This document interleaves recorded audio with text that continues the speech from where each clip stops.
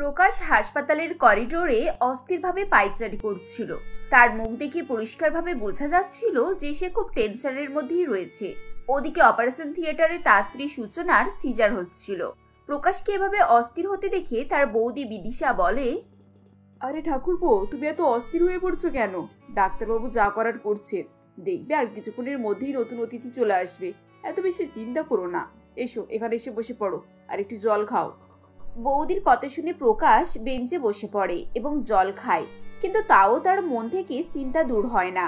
কিছুক্ষণের মধ্যেই নার্স সেখানে দৌড়ে এসে উপস্থিত হয়। নার্সকে এভাবে আসতে দেখে প্রকাশ বলে, আরে নার্স ম্যাডাম, আপনি এইভাবে ছোটাছুটি করছেন কেন? আমার স্ত্রী ঠিক আছে তো? আজ্ঞা হ্যাঁ, আপনার স্ত্রী তো ঠিকই আছে। কিন্তু সিস্টার, আমার বাচ্চা শরীর ঠিক আছে তো? আসলে আপনার স্ত্রীর বাচ্চা হয়নি, দুটো ডিম পেড়েছে। নার্সের কথা শুনে সবাই খুব অবাক হয়ে যায় এবং প্রকাশ বলে, এ আপনি কি বলছেন? এটা কি করে সম্ভব? ওর তো বাচ্চা হওয়ার কথা ছিল, ডিম আবার কি করে হতে পারে?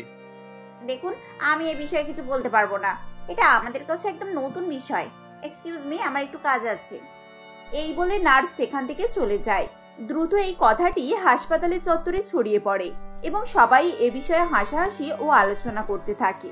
এক বয়স্ক মহিলা তার বৌমাকে বলে, শুনলে তো বৌমা, কি সব কাণ্ড ঘটছে। আমি বলি কি, এও সম্ভব? 65 বছর হয়ে গেল, জীবনে কত কি দেখলাম, কিন্তু এরকম ঘটনাই প্রথমবারই শুনছি। বাপের জন্মে এরকম কোনোদিনই শুনিনি। মানুষ কিভাবে ডিম পাড়তে পারে? মা, আমার মনে হয় ওই মহিলার পাপের ঘোড়া পূর্ণ হয়ে গেছে। তা না হলে এরকম কি আর ঘটে? সবই কলিযুগের কর্মফল। এদিকে সূচনা এবং অন্যান্য সবার মন খুবই খারাপ হয়ে যায়। সূচনা কতদিন ধরে এই দিনটার জন্য অপেক্ষা করছিল। কয়েক মাস আগের ঘটনা। সূচনা ভাত খেয়ে রাত্রে ঘুমাতে গিয়েছিল। এমন সময় হঠাৎ তার শরীর খারাপ মনে হয়। সে উঠে বাথরুমে যায় এবং বমি করে। সঙ্গে সঙ্গে তার পেট ব্যথাও করছিল। এরপর সে এসে বিছানায় শুয়ে পড়ে, কিন্তু তার ঘুম আসছে না। তাকে এপাশ ওপাশ করতে দেখে প্রকাশ বলে, কি হলো সূচনা, তুমি এখনো জেগে আছো যে? আমার শরীরটা খুব খারাপ লাগছে গো। দুবার বমি হলো, আর এখন খুব পেট ব্যথা করছে। দাঁড়াও, আমি তোমার জন্য এক্ষুনি গ্যাসের ওষুধটা দিয়ে এক্ষুনি ঠিক করে দিচ্ছি। এই বলে প্রকাশ তাকে গ্যাসের ট্যাবলেট দেয় এবং সকাল হওয়ার অপেক্ষা করে। কিন্তু সকালবেলাতেও যখন তার পেট ব্যথা কমে না, তখন বিদিশা বলে, ঠাকুরপো, সূচনাকে তো রাত থেকে গ্যাসের ওষুধ খাওয়ানো হচ্ছে, কিন্তু ওর ব্যথা তো কমছেই না। আমার মনে হয় ওকে নিয়ে তোমার ডাক্তারের কাছে যাওয়া উচিত। শুধু শুধু বেলা করো না, তুমি বরং এক্ষুনি বেরিয়ে পড়ো। এরপর প্রকাশ আর সূচনা দুজনেই ডাক্তারবাবুর কাছে যায়। সবকিছু চেক আপের পর ডাক্তারবাবু বলেন যে সূচনা গর্ভবতী। এই খবর পেয়ে তারা খুবই আনন্দিত হয়ে পড়ে। বাড়ি ফিরে এসে তারা বিদিশাকেও খবর দেয়।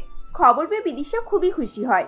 এরপর থেকে সে সূচনার খুব বেশি করে খেয়াল রাখতে শুরু করে। তার খাওয়া দাওয়া, ওষুধ, চুলে তেল দেওয়া, এসব কিছুই সে করত। এমনই একবার বিদিশা একটি বড় বাটিতে করে এক বাটি দুধ নিয়ে সেই সূচনাকে দেয় এবং বলে, এই সূচনা, চটপট করে দুধটা খেয়ে নে তো দেখি। না দিদি, আমার দুধ খেতে একদম ভালো লাগে না। তুমি রোজ রোজ আমাকে এরকম করে দুধ খাওয়াচ্ছ কেন? চুপ, একদম চুপ। এটা তোর জন্য নয়, এটা আমাদের নতুন অতিথির জন্য। তাই ভালো না লাগলেও তোকে খেতে হবে। এদিকে আয়, আমি খাইয়ে দিচ্ছি। লক্ষ্মী মেয়ের মতো চুপচাপ করে খেয়ে নে। এই বলে বিদিশা সূচনাকে দুধ খাইয়ে দেয়। বিদিশা সূচনার বড় যা হলেও সে তাকে নিজের ছোট বোনের মতোই ভালোবাসতো। বিদিশার বিয়ে প্রায় 12 বছর হয়ে গিয়েছিল, কিন্তু তার কোনো সন্তান হয়নি। তবে সূচনার মা হওয়ার খবর শুনে তার আনন্দের সীমা ছিল না। তার এমন মনে হচ্ছিল যেন তার নিজের সন্তান হতে চলেছে। বড় জায়ের এত ভালোবাসা এবং যত্নে সূচনার চোখে জল চলে আসে, আর সে বলে, দিদি, তুমি পুরো আমার মায়ের মতো আমার খেয়াল রাখো। মাও আমাকে ছোটবেলায় এভাবেই দুধ খাইয়ে দিত। সূচনার কথা শুনে বিদিশার মুখে হাসি ফুটে ওঠে। পরের দিন সকালবেলা সে তার স্বামী দিনেশকে বলে, কি গো, তুমি আজকে উল এনেছো? তোমাকে যে এই নিয়ে আমি 5 বার বললাম। তোমার কি ধরনের ভুলো মন বলো তো? হা হা হা, আমার তো একটুকু মনে হচ্ছে না। তাছাড়া নতুন অতিথি আসছে তো, এখন দেরি আছে। তুমি এত তাড়াহুড়ো করো না তো। এবার মনে থাকবে, পরের দিন আমি ঠিক নিয়ে আসবো। পরের দিন করে আর কতদিনই কাটাবে শুনি? তাহলে সময় মতো সবকিছু শেষ করতে পারবো না। তখন ছোট বাচ্চাকে ঠান্ডায় বাইরে কিনে সোয়েটার মজা পড়াতে হবে, যেটা আমি একদমই চাই না। আরে বাবা, আমার অফিসে যে এত কাজ থাকে আমার মনেই থাকে না। তুমি এক কাজ করো, কাল যখন আমি অফিস থেকে বেরোবো তখন আমাকে ফোন করে দেবে। এখন খুশি তো? এত বছর বিদিশা সবসময় মনমরা করেই থাকতো, কিন্তু সূচনার বাচ্চার খবর শুনে তার মনে একটি নতুন আনন্দের জোয়ার খেলতে থাকে। সে সারাদিন হাসি খুশিতে থাকতে আরম্ভ করে এবং পুরো দমে বাড়ির সমস্ত কাজকর্ম নিজে একা হাতেই দেখাশোনা করতে থাকে। এমন একদিন বিদিশার মা অম্বিকা দেবী কিছুদিনের জন্য তার সঙ্গে থাকতে আসেন। বিদিশাকে তার ছোট জায়ের বাচ্চার জন্য এত আগ্রহী এবং আনন্দিত দেখে তিনি বিদিশাকে বলেন, আরে বিদিশা, আমি তখন থেকে দেখছি তুই কাজ করেই চলেছিস, 2 মিনিটের জন্য রেস্টও নিচ্ছিস না। তোর জায়ের ছেলে আসছে, তাতে এত কিসের কাজ তোর? মা, আমাদের বাড়িতে শুধুমাত্র একটা নতুন বাচ্চা আসছে না, আমাদের এতদিনের অপেক্ষা আমাদের খুশি আসছে। আমি ব্যস্ত হব না তো কে ব্যস্ত হবে বলো তো? দেখ মা, তোকে একটা কথা বলি, তোর ভালো লাগুক আর নাই লাগুক, তোর এরকম অস্থিরতা আমার একদম ভালো লাগছে না। কেউ নিজের শত্রুর জন্য এভাবে অপেক্ষা করতে থাকে? এসব তুমি কি বলছো মা? শত্রু? কে শত্রু? কোথায় শত্রু? কে আবার? তোর যা আর তার বাচ্চা, ওরা তো শত্রু। ওরা তো জীবনটাকে তছনছ করে দেবে, তো সুখে সংসার ভেঙে যাবে, এই আমি বলে রাখলাম। চুপ করো মা, চুপ করো। আর এইসব আবল তাবল কথা বলো না তো, যা মনে আসছে তাই বলে যাচ্ছে। কেন চুপ করবো আমি? হ্যাঁ কেন? আমি নিজের চোখের সামনে তো সর্বনাশ দেখতে পাচ্ছি, আর তুই কিছু বুঝতেই পারছিস না। সবকিছু দেখে শুনে আমি কি করে চুপ থাকবো শুনি? বিদিশার বারণ করা সত্ত্বেও অম্বিকা দেবী তাকে এই সমস্ত কথাবার্তা শোনাতে থাকেন। তিনি যখনই সময় পেতেন তখনই তার ছোট জায় এবং তার পেটে থাকা সন্তানের প্রতি তার মনে হিংসা ভরার চেষ্টা করতেন। ধীরে ধীরে বিদিশা তার মায়ের কথা মানতে শুরু করে। একদিন অম্বিকা দেবী বলেন, দেখ বিদিশা, তোর ছোট জায়ের বাচ্চা এই বাড়ির একমাত্র সন্তান হবে, তাই এ বাড়ির সমস্ত সম্পত্তি তার নামেই হয়ে যাবে, আর সেই সুবাদে তার মা এই বাড়ির মালকিন হয়ে উঠবে। তখন তোর অবস্থাটা কি হবে একবার ভেবে দেখেছিস? তোকে তো কেউ পাত্তাও দেবে না, এ বাড়ির চাকর হয়ে রয়ে যাবি তুই। এর থেকে বেশি এ বাড়িতে তোর আর কোনো পরিচয়ই থাকবে না। কিন্তু মা, এখন আর কি করার আছে? যা হবার তা তো হয়েই থাকবে, ভাগ্য কি আর পাল্টানো যাবে? ওসব চিন্তা তুই আমার উপরে ছেড়ে দে। তুই শুধু একটা কাজ কর, কাল ভোর ভোর স্নান করে তৈরি হয়ে নিবি, আমি তোকে একটা জায়গায় নিয়ে যাব। আর শোন, এ ব্যাপারে কেউ না কিছু জানতে পারে। পরের দিন ভোরবেলা তারা দুই মা মেয়ে মিলে দূরে পাহাড়ে এক সাধু বাবার আশ্রমে যায় এবং তাকে গিয়ে সমস্ত ঘটনা বলে। সবকিছু শুনে সাধু বাবা বলেন, সবকিছুই তো আমি বুঝতে পারলাম, কিন্তু শুধু শুধু একটা প্রাণ হত্যা করা উচিত না। শাস্ত্রের বিরোধিতা আছে, এ মহাপাপ। বাবা, আমরা অনেক দূর থেকে আপনার কাছে আশা নিয়ে এসেছি। আমার মেয়ের ভবিষ্যতের জন্য আমি খুবই চিন্তিত। আপনি যাই হোক করে কিছু একটা ব্যবস্থা করে দিন। এই বলে অম্বিকা দেবী তার পুটলি থেকে এক বান্ডিল নোট নিয়ে সাধু বাবার পায়ের কাছে এগিয়ে দেয়। টাকাটি তুলে সাধু বাবা একটি বাক্সে রেখে দেন এবং একটি কাগজের পুড়িয়া অম্বিকা দেবীর হাতে দিয়ে বলেন, এনে, এতে একটা শিকড় আছে, আজ রাতে এটা তোর পেটে যাবে, খেয়ে নিবি। আর শোন, তোর ঠিকানাটা আমার শিষ্যকে বলে যা, ওরা রাত্রে গিয়ে মন্ত্র পড়ে আসবে। বাবা, এতে করে কাজ হয়ে যাবে তো? মানে সন্তান গর্ভেই মারা যাবে তো? হা হা হা, কাজ যা হওয়ার হবে, এই সময়তে ঠিক ফল পেয়ে যাবি। এবার যা। সাধু বাবার কথা শুনে অম্বিকা দেবী এবং বিদিশা আনন্দিত মুখে বাড়ি ফিরে আসে। এরপর বিদিশা সেই পুরিয়াকে দুধের সঙ্গে মিশিয়ে সূচনাকে খাইয়ে দেয় এবং তারা অপেক্ষা করতে থাকে কবে সূচনার পেটে ব্যথা শুরু হবে। এভাবে আরো 15 দিন কেটে যায় এবং হঠাৎ একদিন সূচনার পেটে ব্যথা হয়। তাকে নার্সিংহোমে নিয়ে যাওয়া হয় এবং খবর আসে যে সে 2টি ডিম পেড়েছে। খবর পেয়ে সবার মন খারাপ হয়ে যায়, কিন্তু বিদিশা এবং তার মা মুখে দুঃখ দেখালেও মনে মনে খুবই আনন্দিত হয়। বিদিশা তার মাকে বলে, মা, এটা তো অদ্ভুত ঘটনা ঘটে গেল। তান্ত্রিক বাবার ওষুধ যে এভাবে কাজ করবে আমি তো বুঝতেই পারিনি। শেষমেশ সূচনার নাকি ডিম পেড়েছে। তাই তো, আমি তো ভেবেছিলাম তান্ত্রিক বাবার ওষুধের কোনো কাজই হবে না, কিন্তু শেষমেশ ভালোই কাজ দিল বল। এদিকে সূচনা সেই দিনগুলোর দিকেই তাকায় এবং চোখে জল ফেলে এবং সারাদিন বলতে থাকে যে সেই ডিম ফুটে বাচ্চা বেরোবে। অম্বিকা দেবী এবং বিদিশা আড়াল থেকে তার কথা শোনে এবং হাসে। এমনই একদিন বিদিশা তার মা অম্বিকা দেবীকে বলে, দেখলে তো মা, কিরকম জাদু হয়ে গেল। বাচ্চাটা আমাদের রাস্তা থেকে সরে গেল, আর কেউ বুঝতেও পারলো না। উপরন্তু সূচনা পাগল হয়ে গেছে, এক ঢিলে 2 পাখি মারা হয়ে গেল। কি বলো মা? একদম ঠিক কথা বলেছিস। আমার তবে সূচনার কথা সেটা হাসি পাচ্ছে, বলে কিনা ডিম ফুটে বাচ্চা বেরোবে। তারা দুজনে যখন এভাবেই হাসি ঠাট্টা করছিল তখন হঠাৎ সেখানে সূচনা এবং প্রকাশ এসে পড়ে। সঙ্গে দিনেশও ছিল। দিনেশের কোলে একটি ছোট্ট বাচ্চা। হঠাৎ তাদেরকে একসঙ্গে দেখে অম্বিকা দেবী এবং বিদিশা চমকে যায় এবং বিদিশা বলে, এ কি তোমরা কখন এলে? আর এই বাচ্চাটা কে? ছি বিদিশা, ছি, তুমি এরকম কাজ করলে? তোমার লজ্জা করলো না? আরে আমি তো ভেবেছিলাম তুমি সত্যি সত্যি বাচ্চার জন্য আগ্রহে অপেক্ষা করে আছো, কিন্তু তুমি যে হত্যা করার জন্য এত নিচুতে নামতে পারো তা আমি কল্পনাই করতে পারিনি। দিদি, আমি তোমাকে নিজের মায়ের মতো ভেবেছিলাম, কিন্তু তুমি তো আমার বাচ্চা আর আমার শত্রু বেরোলে। তোমাকে বিশ্বাস করে আমি সবকিছু ছেড়ে দিয়েছিলাম, শেষে কিনা তুমি আমার এত বড় ক্ষতি করতে এগিয়ে এলে। আমি তোমার কি করেছিলাম বলো? আমার দুধের শিশুর যে এত বড় তুমি ক্ষতি করতে চেয়েছিলে, তুমি একবারও ভাবলে না যে আমরা তোমাকে কতটা বিশ্বাস করি? তুমি ধরা পড়ে গেছো বৌদি। তুমি আর তোমার মা যে সাধু বাবার কাছে গিয়েছিলে, উনি ওনার লোকজনকে নিয়ে আমাদের বাড়িতে এসেছিলেন। উনি তো আমাদের সমস্ত ব্যাপারটা বলেছেন, কিন্তু আমরা আসল সত্যটাকে প্রমাণ করার জন্য এই মিথ্যে নাটকটা করেছি। জানো তো বিদিশা, আমি আর প্রকাশ তোমার উপর সন্দেহ করলো, সূচনা তোমার উপর ভরসা ছিল। ও বারবারই বলেছিল যে সাধু বাবা মিথ্যে কথা বলছে, আর তুমি কিনা শেষ পর্যন্ত তার ভরসার এই মর্যাদা দিলে। তোমার কিসের এত লোভ? তুমি তো বিনা সন্তানই এই বাচ্চার মা হতে পারতে। এত ভালো সুযোগটা তুমি হাতছাড়া করে দিলে। আসলে সত্যি কি জানো তো, তুমি নারী হয়ে আর একটা নারীর মনই বোঝো না। তার সন্তানের এত বড় সর্বনাশ করতে গেলে হয়তো ঈশ্বর এই জন্যই তোমাকে মা হওয়ার সুযোগ দেয়নি। হ্যাঁ, সূচনাকে তো বিশ্বাস করানোর জন্যই তো আমরা এই প্ল্যানটা করেছিলাম। সেদিন সূচনার বাচ্চা হয়েছিল, কিন্তু আমরা তার বদলে ডিম রেখে দিয়েছিলাম। তারপর সমস্ত ঘটনাটাকে সাজানো হয়েছে যাতে করে তোমাদের কালো চেহারাটা সবার সামনে এসে পড়ে। প্রকাশের কথা শুনে বিদিশা কেঁদে মাটিতে লুটিয়ে পড়ে এবং নিজের ভুল স্বীকার করতে থাকে। সে বারবার ক্ষমা চায় এবং তার কৃতকর্মের জন্য লজ্জিত হয়। অম্বিকা দেবীও হাত জোড় করে সবার কাছে ক্ষমা চান। শেষ পর্যন্ত বিদিশা খাওয়া দাওয়া ছেড়ে দেয় এবং তার শরীর অসুস্থ হতে থাকে। এসব দেখে সূচনা তাকে ক্ষমা করে দেয়, তবে তার মনের আশঙ্কা কিছুতেই কমে না। এতে তার কোনো দোষ ছিল না, কারণ সে একজন মা, আর নিজের সন্তানের এত বড় ক্ষতি সে মেনে নিতে পারেনি। তাই তারপর সে তার শিশুকে এবং স্বামীকে নিয়ে সেই শহর ছেড়ে চলে যায়। এদিকে বিদিশা আবার একা হয়ে যায়। সৌমিলি তার মা সুপর্ণা দেবীর সঙ্গে মোহনপুর নামক একটি শহরে বাস করত।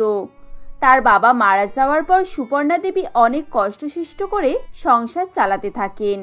সৌমিলি কলেজের পড়াশোনা শেষ করে একটি অফিসে চাকরি পায়। মা ও মেয়ের দুজনের সংসারে সেরকম আর কোনোই সমস্যা থাকে না। মাসের শেষে সৌমিলি তার মায়ের হাতে মাইনের টাকা তুলে দিয়ে বলে, এই নাও মা, এই মাসে সংসার খরচ। আর শোনো, আজকে অফিস থেকে ফেরার পথে আমি তোমার জন্য দুটো শাড়ি কিনে আনবো। ওই শাড়িগুলো অনেক পুরনো হয়ে গেছে, জায়গায় জায়গায় ছিঁড়ে গেছে। কি দরকার বলতো শুধু শুধু শাড়ি কিনে টাকাগুলো নষ্ট করার? তার থেকে আমি বলি কি, ওই টাকাগুলো জমিয়ে রাখ। তোর কোনো শখ আহ্লাদ আমি পূরণ করতে পারিনি। ওই টাকার কিছুটা জমাস আর কিছুটা তোর মনের মতো করে খরচ করিস। টাকা আমি জমাচ্ছি মা, অফিস থেকে পিএফ এর টাকা কেটে নিচ্ছে। আর আলাদা করে আমার ইচ্ছে মতো খরচ করার কি বা আছে? তুমি তোমার হাতে রোজ আমার জন্য চিকেন ললিপপ রান্না করবে, ওতেই আমার হবে। এছাড়া আমার আর কোনো শখ নেই। পাগল মেয়ে কোথাকার, তোর স্বভাব একেবারে বাচ্চা ছেলেদের মতো। আচ্ছা ঠিক আছে, আমি আজকেই তোর জন্য চিকেন ললিপপ করে রাখবো। অফিস থেকে ফিরে খাবি ক্ষণে। এরপর সৌমিলি অফিসে চলে যায়। আসলে সে এইরকমই ছিল। তার জামা কাপড়, ঘোরা বেড়া, ঘর বাড়ি, গয়না এসব কিছুরই স্বাদ ছিল না। সে একটু ভালো মন্দ খেতে পেলেই খুশি হয়ে যেত। আর ভালো মন্দ খাবারের মধ্যে চিকেন ললিপপ তার ফেভারিট ছিল। অফিস শেষে মাঝে মধ্যেই তার কলিগদের সঙ্গে বাইরে রেস্টুরেন্টে খেতে যেত। এমনই একদিন সে তার দুই কলিগ নেহা এবং মাধবীর সঙ্গে একটি রেস্টুরেন্টে খেতে যায়। সেখানে গিয়ে সে নেহাকে বলে, এই নেহা, তোরা কি খাবি বল? আমি তো চিকেনের আইটেম নেব, চিকেন ললিপপ আর চিকেন কাবাব। আরে সৌমিলি, আজ তো শনিবার, তুই এইসব আমিষ খাবার খাবি এখন? আমি তো ভেবেছি একটা স্যুপ আর স্যান্ডউইচ খাবো। হ্যাঁ, আমারও আজ নিরামিষ রে, আমিও চিকেন খাবো না। তোরা এইসব কি যে বলিস না, আজকাল কি কেউ এইসব মানে নাকি? আর তাছাড়া আমি তো চিকেন ললিপপ ছাড়া থাকতেই পারি না। আর এই রেস্টুরেন্টের চিকেন ললিপপ খুবই ফেমাস। তুই তোর খা বাবা, আমাদের অত চিকেনের প্রতি ভক্তি নেই। আর শোন, তোর কিন্তু এটা অভ্যাসে পরিণত হচ্ছে, পরবর্তীকালে এটা নিয়ে সমস্যা হতে পারে। ওসব কোনো সমস্যাকে আমি পাত্তাই দেব না। আমি তো ঠিক করে রেখেছি, বিয়ের আগে আমি আমার হবু শ্বশুর বাড়িতে গিয়ে এগ্রিমেন্ট করিয়ে নেব যে চিকেন ললিপপ আমার ফার্স্ট প্রায়োরিটি হবে। তুই একেবারে একটা পাগলি মেয়ে, বুঝেছিস? একথা শুনে তারা সবাই হেসে ফেলে।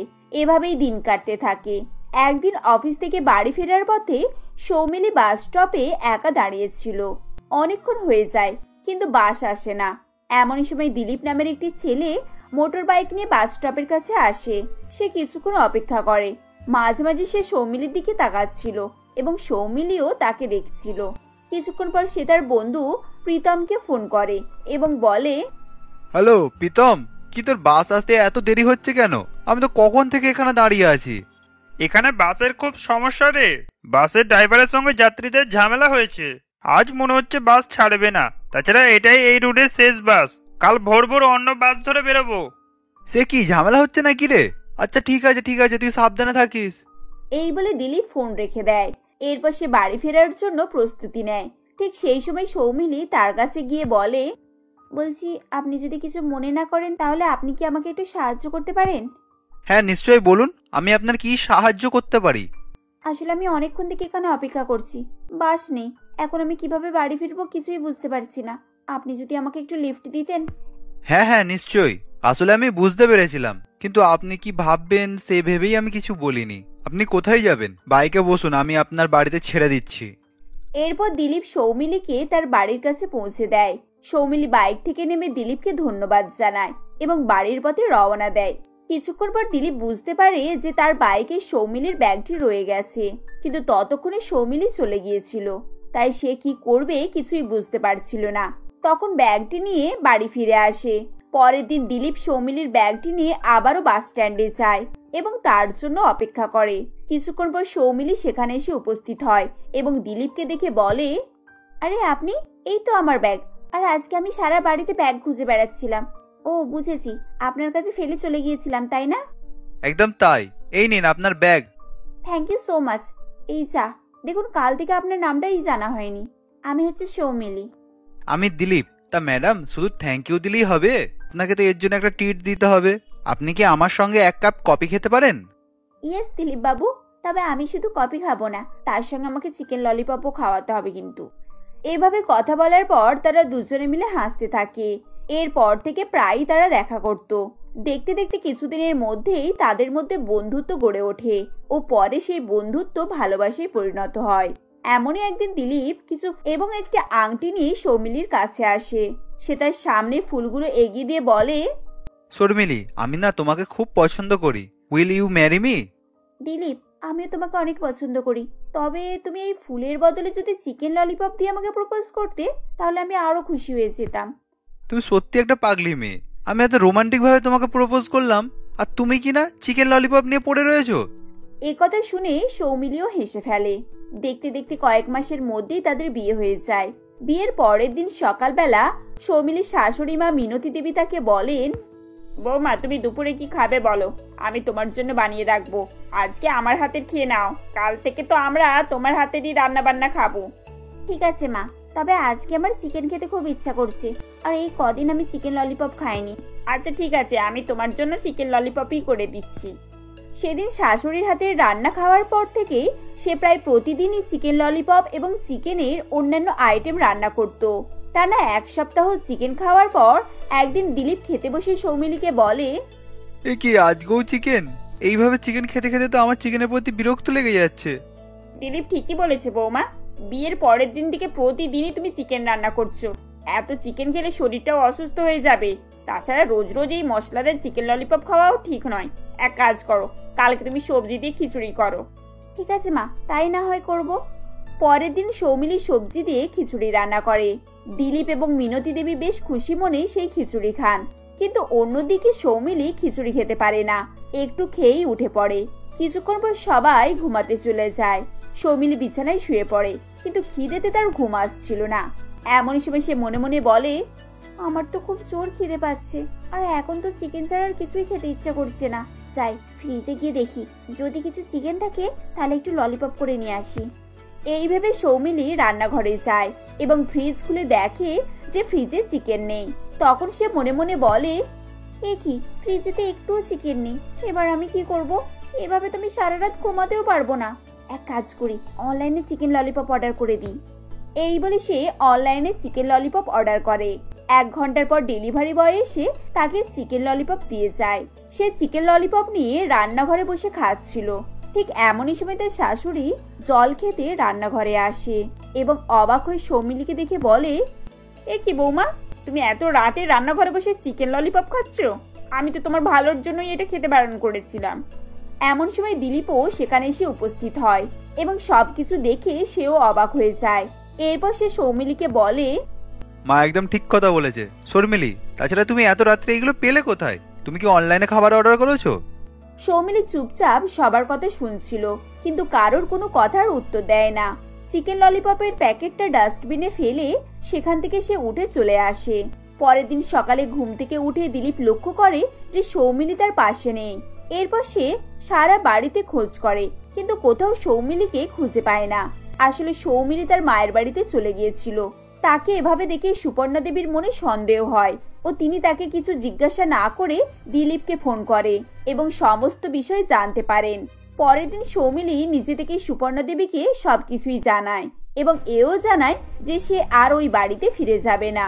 সবকিছু শুনে সুপর্ণা দেবী বলেন, তুই একদম ঠিক কথা বলেছিস। যারা তোকে সামান্য চিকেন ললিপপ খেতে দেয় না, তাদের কাছে ফিরে না যাওয়াই উচিত। আমি কালকে এ বিষয়ে কথা বলবো, আর তোর দিলীপের সঙ্গে ডিভোর্সের কথাটাও ফাইনাল করে নেব। কিন্তু মা। না, কোনো কিন্তু নয়। আমি জানি তোর জীবনের ফার্স্ট প্রায়োরিটি হচ্ছে চিকেন ললিপপ। তুই ওইসব নিয়ে একদম চিন্তা করিস না মা। আমার একজন জানাশোনা উকিল আছে, আমি তার সঙ্গে কথা বলে নেব। সুপর্ণা দেবীর কথা শুনে সৌমিলি চমকে যায়, কিন্তু সে